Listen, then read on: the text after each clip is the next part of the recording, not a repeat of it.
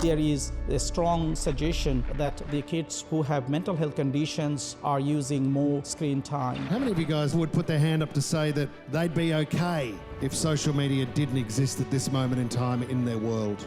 The Dad of Three is challenging federal leaders to raise the age limit teens can access social media from 13 to 16 years old. We're driving everybody to 36months.com.au to sign the petition. We need to stop having talk fests. We need action. Anthony Albanese has today met with passionate campaigners. Australian lawmakers have passed a bill, A world first. to ban children from using Social media. Social media is doing harm to our kids, and I'm calling time on it.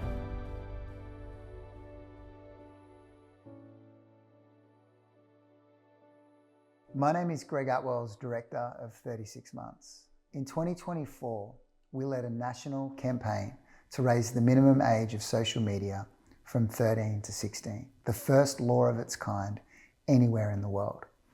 Now we're rebuilding the ecosystem around adolescence in politics, schools, and homes. Because healthy teens don't raise themselves. They're raised by adults brave enough to build better systems, so the next generation can grow up better, not faster. Today I'm sitting down with Dr. Danielle Einstein, a clinical psychologist, researcher, and author who has spent decades working at the intersection of mental health, anxiety, and technology. Your groundbreaking work explores how social media is rewiring the emotional lives of teenagers and what we as parents, educators, and policymakers can do about it. And you're here today to help us make sense of what's really going on behind the screen. I wanted to start with why. Why did you get into this area of expertise? So when I was probably in my early 30s, I came up with a theory of uncertainty. And the reason was actually even before that, when I was doing my PhD, I was treating obsessive compulsive disorder. And what I was interested in and developed a treatment for was about how people with OCD don't like uncertainty, right? And so they might, for example, tap on the chair to stop something bad happening. And the treatment that I developed was one in which I was helping people with OCD understand that no one likes uncertainty and that there are all these people and businesses out there who are willing to exploit this and take their money. Okay, so for example, you might have in the old days antibacterial hand soaps, right? Where you saw ads with all the germs buzzing around. Now, since COVID, obviously, our understanding that has changed a bit. But that's just an example. Real estate agents are another example. People don't like uncertainty. They'll pay more for a house if they're not good at handling it. And then what happened to me was, so that was many years earlier, being interested in just the fact that human nature gets taken advantage of. But then my brother actually had a child born in the second trimester, right? So 3 months early. And what was interesting is I was treating OCD in the office with people who were scrubbing, right? So they scrub their arms to stay clean like for an hour to make sure, and their life is impaired in that way, like they can't do normal things and they're extremely distressed. And it's a really terrible sort of problem to have. But while they were scrubbing like that, my brother and his wife, they had to scrub every night the same way, but it was to keep my niece alive, actually, because a large part of her intestine's been removed, so she had to be fed intravenously. So actually for them, the risk of not scrubbing would lead to a life or death scenario. Okay, so they had to scrub, and they did it for a reason, to keep their daughter alive, whereas my clients were doing it just so that they might not get the flu, or because they had these images and didn't want the risk. So in OCD, it becomes about everything, and it's really over, like we get overly concerned about things that might happen, okay? And that's one way of thinking about uncertainty. Like it might happen, it's not much of a chance of it, but it might, and I'm going to put all my energy into stopping it from happening. Anyway, long story short, I looked at the research, and what I found was that the more people don't like uncertainty, so the more, there's actually a difference. I don't know whether you're a very organised person. I'm pretty organised. Right? Yeah. So some people I talk to, like, they're super organised, don't like surprises, want to know how the day is going to go, always. And it's actually that quality that makes you more prone to a psychological problem, right? So you're more, if you really don't like uncertainty and you really don't like surprises and want to be organised, you're much more likely to have a greater number of psychological problems. So you'll have like multiple anxiety disorders, or an anxiety disorder, Greg, and an eating disorder, and depression. All right. Whereas if you're better with handling uncertainty yourself, you're okay with surprises. Yeah, wow. You're actually more robust. Yeah. Okay. So this was something that I wrote a theory about and wanted psychologists to make sure they included in their treatment. Yeah. And then I started doing this work in schools to see, because it's responsible for worry. Yeah. And I thought, I was worried then because it was at exactly the same time as everyone was getting phones in their hands, which of course phones, the moment you get a phone, you don't have to deal with any uncertainty anymore. You could just look up the answer. You could text your mum. Yeah. You can, you get reassurance straight away. Get reassurance So straight people away. are getting less adept. They're losing their skill at handling uncertainty, which is going to feed into this affecting their need, ability to be resilient. which completely contributes.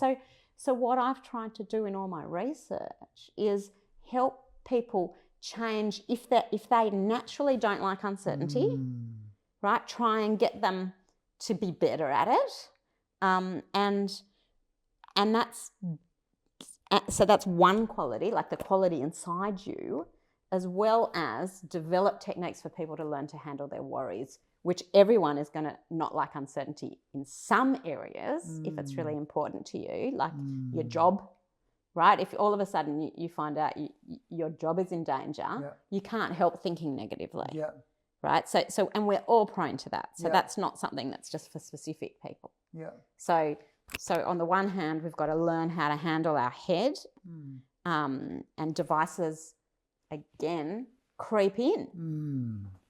Yeah. Wow. I'd never really considered the idea that our addiction to certainty is part of what makes these platforms, gives them their appeal. Yeah, wow.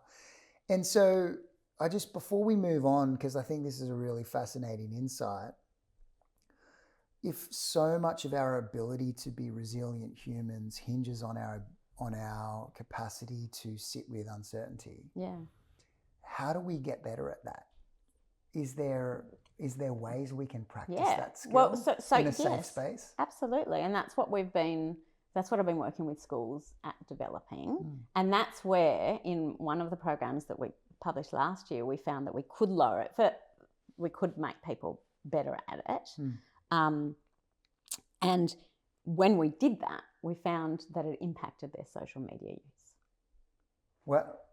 Wow. Yeah. Yeah. So it is important for us to do, and psychologists are doing that now, and I'm kind of proud, a little bit proud to be part of, like I'd say that I know from the work that I've done with many, many schools, that if you speak to the schools, they'll tell you that I got them to look at this and bring it into their language. So that language, that word being comfortably uncomfortable, that's from the work that I was doing back in 2013, because as a parent, I would look around at what was going on with my own children and at their school, and I was actually a bit stuck, because as a parent, I couldn't tell the people around me, hey, this is not healthy for your child. Yeah. So I had to kind of do it in the professional lens. And then from that, the teachers started talking about it. We changed language in schools. If you listen to any motivational speaker now, they will talk about being comfortably uncomfortable. Yeah. And that's what we're talking about. That's the origin. It's having that approach. You've got to be comfortably uncomfortable, and therefore you need to be careful when you're using your device to stamp that out, or going to another person via your device to stamp it out. Yeah, so that when you start to feel uncomfortable or uncertain and you want that feeling to go away, reaching for the device or opening up Instagram and looking for the digital validation is actually robbing you of your development and resilience to handle life better. Yes, so there's two sides to that. The first is if you're going for an answer or reassurance, which is reaching out to someone else or looking up the answer on Dr. Google. Yeah. But the second, which you're now talking about, is when you go into social media, sometimes you'll go there as an alternative to make you feel better. Yeah, like an upregulate sort of thing. And that's just not, like what we see in the research is it's just not a quality upregulator. And it leads to more problems because the more you use it, the more you need to use it. Wow. And the more you establish yourself that way, Yeah. the more you need to feel that. And it's just not a secure basis for your self-esteem, especially not as a young person. It's really interesting because it starts to help us understand why these platforms feel addictive. Yeah. We really just kind of jumped straight in there, which is awesome. We're obviously watching. Oh, before we do that, if I'm in a school and I just got interested in what you just said, and I would love to work with you more on that, where would I go to get in contact or to find out more information? Macquarie University. Okay. So you can email me, danielle.einstein@mq.edu.au. Okay, one of those long edu emails. or I've got our website. I respond to most emails. So all right, okay, no, that's good. So we're watching adolescent mental health kind of unravel in real time, rising anxiety, plummeting self-worth, a generation glued to feedback loops they didn't design. From your research and clinical experience, what are the most profound psychological shifts you've seen in teens who are chronically online? Just the derailing of their ability to manage their own emotional state, their emotions, and whether that be because they're blocking them all the time and losing themselves in an online world, and also having to build their connections only in that world. And the numbers that really concern me is the rise in depression in particular. So when I started doing my research and talking at schools, it was 1 in 5 under 18 would have depression. Last year, a study came out in Victoria showing that it was now 2 in 3 that would have depression. That's a huge jump, 1 in 5 to 2 in 3. And then 1 in 2 girls are actually having a chronic unfolding of depression. So that they're not just having depression once. The depression is coming actually 3 times throughout their childhood. Wow. That's like, I'm depressed, I get a bit better, I'm back depressed. And this is clinical depression. This is not, I'm feeling a bit sad. This is proper opting out, feeling terrible, feeling as though you don't count, feeling worthless, hopeless. It's actually... another one to be concerned about is body dysmorphic disorder. But there are just too many. There are too many. Yeah. Why is this moment in time different to every other generational moral panic about teen behaviour? I think it is the unbelievable prevalence. Like it just, like, to think, and even when I look at my own friends, and I'm pretty close with my friends. Like, we've got pretty authentic. I've got lots of different friends, but the friends who I have, I'm close to, and I know what's happening in their children's lives. And I think I've said before, like,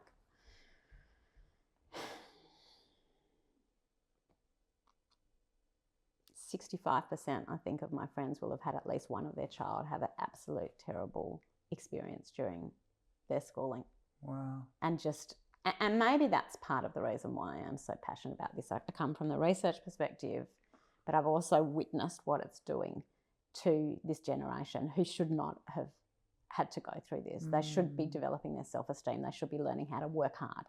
how to put some effort into some things, how to be pleasantly bored, how to be robust if people don't like you, how not to need that reassurance all the time or need that online community to buoy you up all the time, how to be okay in themselves, right? So I just think there's so many ways that their development has been corrupted, and it's not only social media, okay? It's also could be gaming.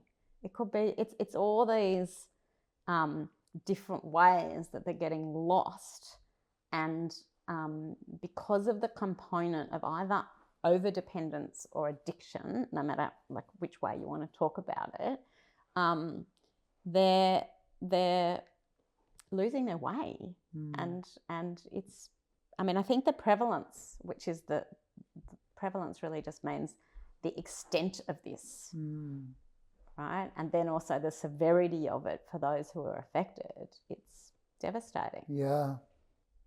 We know that teenagers aren't just scrolling, they're forming identity in a mirror that only reflects them if they're liked. How do you see the constant stream of filtered perfection influencing teen self-worth, especially for girls? Yeah, for girls, it's a huge issue because actually their emotional intelligence is less. So the way that they handle their own emotions and their relationships is actually shown to be worse the more that they're on social media. So it's not helping them. What it's doing is as a girl becomes more dependent on this as her way of getting her self-esteem, she needs more of that validation to stay in the picture, and she's going to also defer to that. Like she's going to go to that in preference to putting up with some of the hard things that might happen if she's, for instance, at a party or going to a new basketball game or a netball game or going to try out a new activity. When she feels uncomfortable, she's going to go to that online secure group, even there, because our devices are so portable. Right? So instead of actually braving it and realizing that you're okay, she's not going to get that learning. She's not going to learn that even though she missed the goal, later someone comes up to her and sort of is a little bit sympathetic and says, oh, I also missed that goal. I really felt for you, because she's looking at her phone and she's going to her online support group. Right? That's one area that we've got a problem. The other area is just how capable girls are of being unkind to one another. So I'll share with you a couple of stories I've heard. One is of a girl, year 7, and all of a sudden Isabella, one of her friends, says, look, you can't sit with our group anymore. Right? Sorry, but Jemima doesn't like you. And then on the WhatsApp group, there's this little group of 4 where this girl was sitting with the other girls, and they say, look, you can't sit with us anymore, but tell us who you're going to be friends with. Tell us who you want to try and be friends with, and we'll help you. Right? They're not intending on helping the year 7 girl. They're not being helpful. They're not being kind.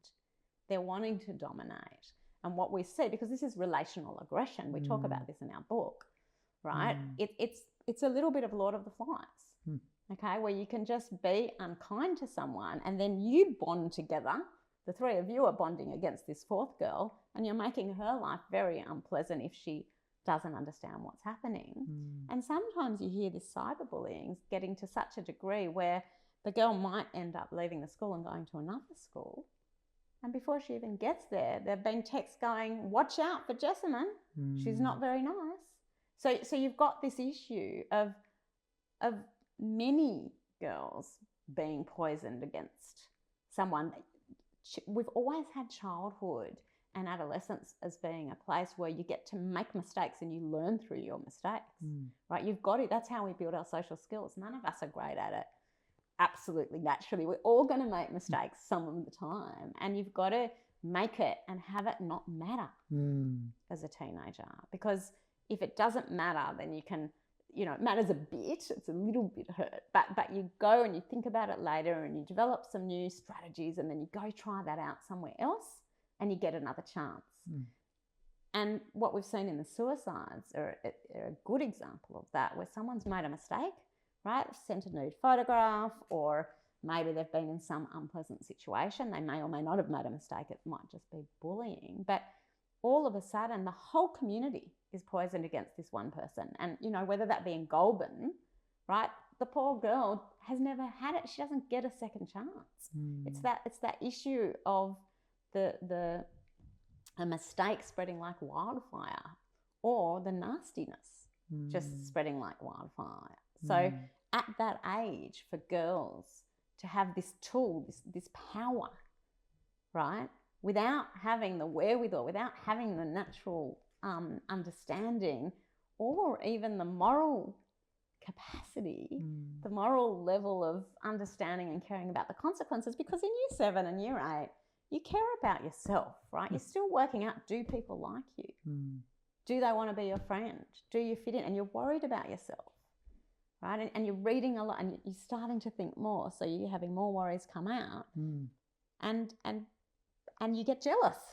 You're envious. Oh, I'm worried because now Chayla is more friendly with Sarah, and I thought she was my friend. Or at that dance class, the choreographer who was nice to me is now being nice to Anita. Maybe I'm going to lose that. And so then it can make a person at that age, and even as an adult, be a little bit unpleasant in an underhanded way that's hard for anyone else to pick up. And why are we making that public? Why are we giving them the ability to do that in public? Yes, in open social networks. That's right. Yeah. You've written about belonging as a core developmental need. How is that being distorted by social media validation loops? Well, the more someone is getting their belongingness needs met on social media, the more addicted they are to the social media. Because we crave it so much. Yeah, so if that's where you go, then that's where you're going to go. Then that has consequences even on your brain development. So we're now starting to see changes in brain development, right? So it just takes you away from the offline world, from your real world. I've started talking about it as though there's almost an underground world, like in Stranger Things. Yep. Or like the upside Persephone, down. going down, right? Compared to the above ground world, which is messy, it's hard, but that's where, in the end, we want to be developing our relationships that make us feel okay about ourselves, and where we actually do get a real lift in our moods. If a parent asked you, why does my daughter go from confident to crushed after an hour on TikTok, what would you say? I would say sit with your daughter and watch what she's seeing, and pretend that you are your daughter as you're following what she's doing, and think about, what does that mean to you? Like, because she's probably being switched on by other people's likes and shares, right? So and her what she's aiming for is being triggered all the time. So she's feeling like she's inadequate potentially, and then maybe she goes to being distracted and laughing and connecting, but then she goes back to, oh no, I'm not good enough. Like if you sort of think about what the messages are that are coming in, and all the different ways she's being encouraged to post herself, right, in order to maintain, in order to keep her status, in order to keep those likes and the shares. Like, it's just a very unhealthy cycle. So there'd be different ways that different girls will be using it, and a mum can sit and sort of watch and just sort of pretend that you are your daughter, thinking, okay, how's this impacting me now? It sounds like a bit of a wild emotional roller coaster. Like, even though they're just there going like this, what's happening on the inside is this big up and down journey that just completely zaps them of their vitality, right? Yeah, and I think sometimes it might not be as big an up and down as we might say, right? So maybe it's more little ups and downs. But when they walk away afterwards, How are they feeling about themselves? And what are they doing next? What muscle have they built to handle what's going to come next? Yeah. Are they being drawn to some other way to block their feelings? And if so, is it a healthy way, or is it is it taking them now? Do they get off that and go and do their homework and put some effort in, right? Or are they getting off that and then not feeling good, so then they're having to do something else online, like watch a whole series and lose a whole lot of time? Because we do see that one of the links between social media use and anxiety is just playing through procrastination. Wow. Teens will say that this is how we stay connected, but we have to ask, connected to what? What's the difference between genuine connection and digital dependency?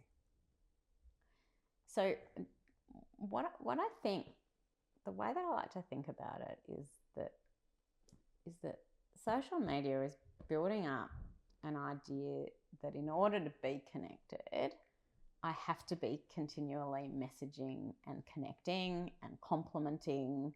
Like, it's almost like there's a language. And if I'm not using it, then I'm not in that space. Like, I'm not being a good friend there, right? But when you think about the sort of what makes a good friendship and what makes a good confidant, right? It's actually a one-on-one connection. It's not a one-to-many connection. Okay, so if something goes wrong in my life, I need to know that I can have a conversation with someone else who knows me, and where I'm not pressured to impress them.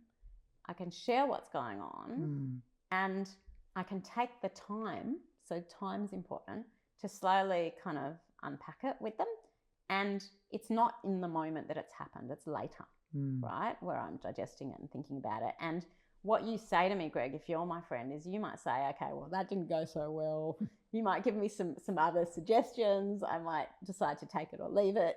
And but I might then change my direction later, all right? And then because it's a proper friendship, if you have something going on, I'll listen to you as well, okay? So it can't just be all about me. It has to be two-way, and it's a one-to-one, okay? That's what's important. Now, it might be that I have 4 different people who are my go-to people, but every time I go to them, it should be one-to-one. It shouldn't be as a group where you're getting group advice, okay? Because if you're giving group advice, it becomes more about, oh, okay, well, Greg said that to me, but Luke disagrees, and you two are showing each other up in the conversation, right? So it's got this extra quality that's not being genuinely supportive of me in the same way as a one-to-one. Also, after the fact. It needs to be after the fact. It shouldn't be in the moment as much as possible, because we need to build our capacity to hold ourselves, right? That's part of development as well, that I can, because how am I going to come on and do a something that makes me nervous? Let's say it is this podcast with you. How am I going to do that if I need a support group behind me? I need to know that no matter what happens, I can kind of learn to navigate it, to be in the moment, right? That's a part of it. That's an incredible answer. I love that. Having intentional breaks without distractions helps us uncover the best version of ourselves. And our premium partner KitKat stands for better breaks, purposeful pauses or moments to switch off without life's distractions in all their forms. A purposeful break can maintain a positive mindset, clarity of thinking and focus, and bring us back to tasks feeling more refreshed, present, and connected to others.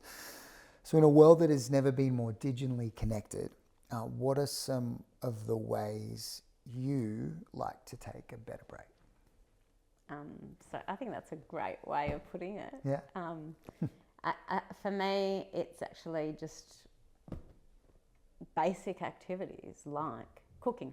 Oh, yeah. But actually cooking and not having my phone nearby, not having a computer nearby. So actually just cooking and maybe there'd be some music in the background, maybe there wouldn't, but just taking the time and letting myself do that, or going for a walk, again, not having AirPods in, like actually going for a walk and just being all right with looking around. Yeah. Maybe even paying attention to my dog as I walk him, right? He enjoys it. He certainly, I can see, he can tell the difference if I'm commenting to him versus if I am talking to someone else. Like actually just putting my attention where I am and knowing that that's important. And, you know, one of my colleagues said to me, Danny, you cannot work all the time. Standing behind your computer all the time is not helpful. You're not going to get... And she was 100% right. Like just recognising the importance of being able to take a proper break and realising that a lot of the thoughts, a lot of the ways of explaining these things for people actually come when I'm driving, when I'm walking, when I'm doing things and I'm not filling myself up with a phone call or a you know, trying to be productive, just being where I am. You're kind of bringing to light this idea that we can't bubble wrap adolescence, but we can equip kids with the tools to face the world as it is, particularly the uncertainty, the uncertain moments. If we took away the platforms, which is kind of happening later in the year, what skills would they need help strengthening? I think it'll be like the phone bans in schools, okay, where there was a huge concern from anxious parents, understandably so, that their children wouldn't cope.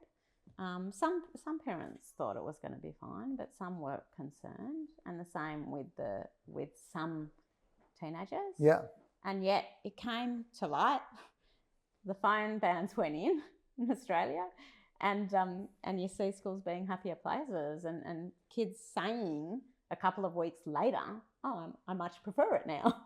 So I think what we're going to see is that we'll actually see, and this is the case with anxiety often, okay? When you anticipate something bad, you think it's going to be much worse than it actually is. And the way that we treat it is actually through giving a person the experience so that they then see that they're okay. So I think what we're going to see is actually it's going to be much smoother than we think. But I do think that will depend a little bit on whether our government, the incoming government, gives us the right messages. So I'm waiting to see what extra funds and supports are given to making sure that all parents understand what's going on, the things I'm talking to you about, teens understand it, because I think when teens and parents have the right information in front of them, they make the right healthy decisions. So I think the problem is that there's been a lot of misinformation or mixed messages coming out, and if we can get the right information to everybody, then together they're going to come along. So the actual legislation was really about putting a fine on the social media platforms and having them be responsible for the age of which children are on their platforms. But when it comes to changing the norms, that's where we need parents and teens themselves to recognise what's going on so that they can make their own decisions actually. And it might be they make it as a group, right? That they might as a group go, you know what, at our school, there's a group of us, we've actually decided that we're not going to. So I think that collective action piece is a nice one. And in Australia, we've got groups like WaitMate, which have been nice. So the more that we can get the right, clear education to all the community, the better the chance we have of this regulation working. Yeah. It's interesting when I think about the most successful people I know in business, they weren't the people that were the smartest in high school or got the highest in their HSC or did the best at uni. They seem to be the people who can sit with and function the best in uncertainty. It's kind of like this entrepreneurial trait. And so I guess I wanted to circle back to that idea a little more because it feels really important. I haven't heard many people talk about it. How do we kind of cultivate and build this skill in ourselves?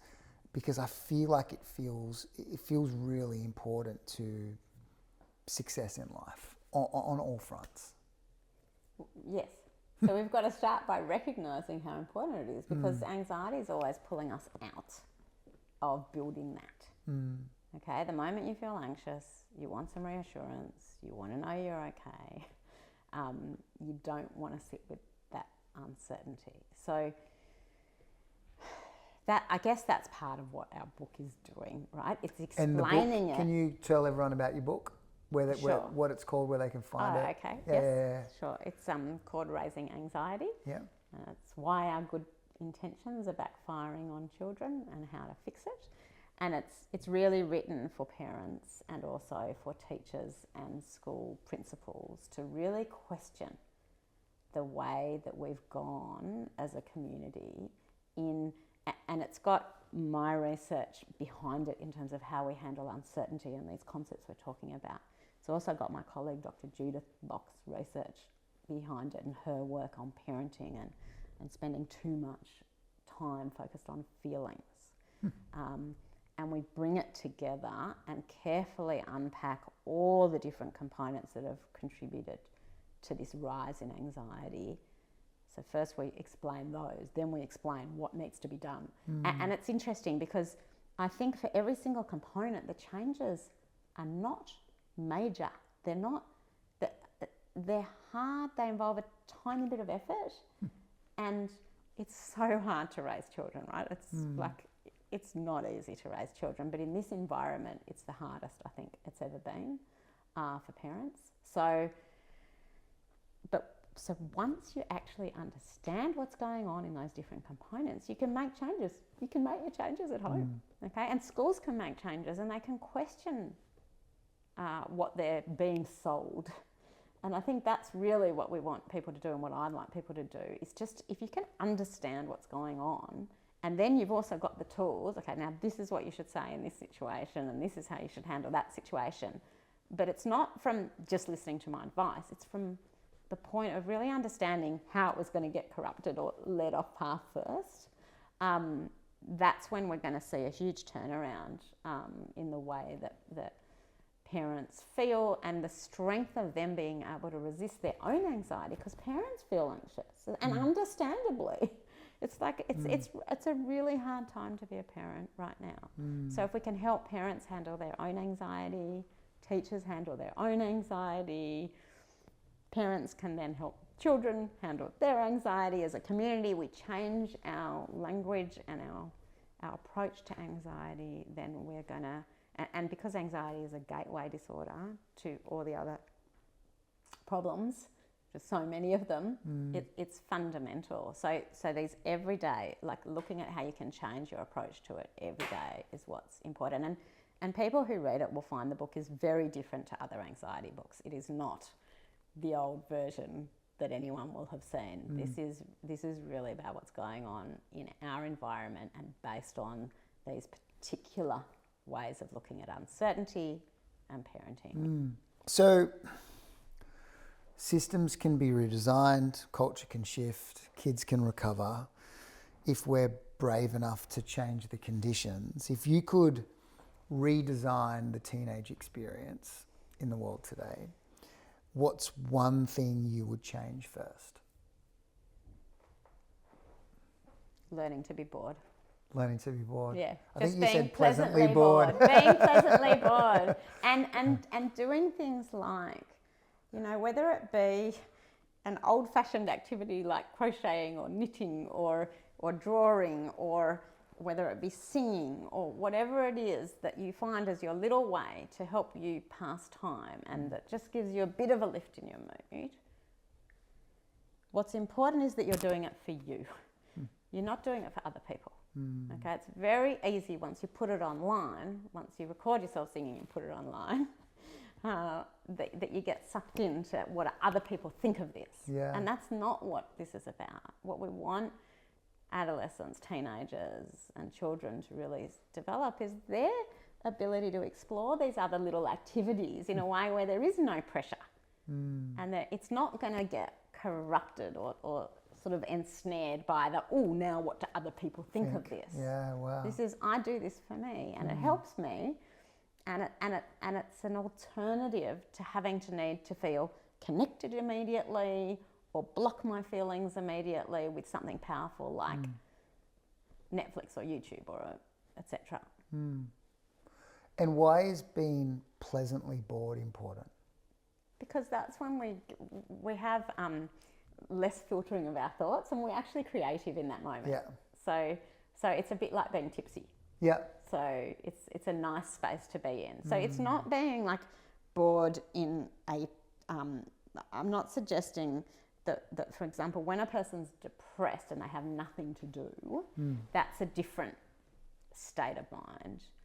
This is being pleasantly bored where you then learn to push through and find activities that give you satisfaction in the activity itself.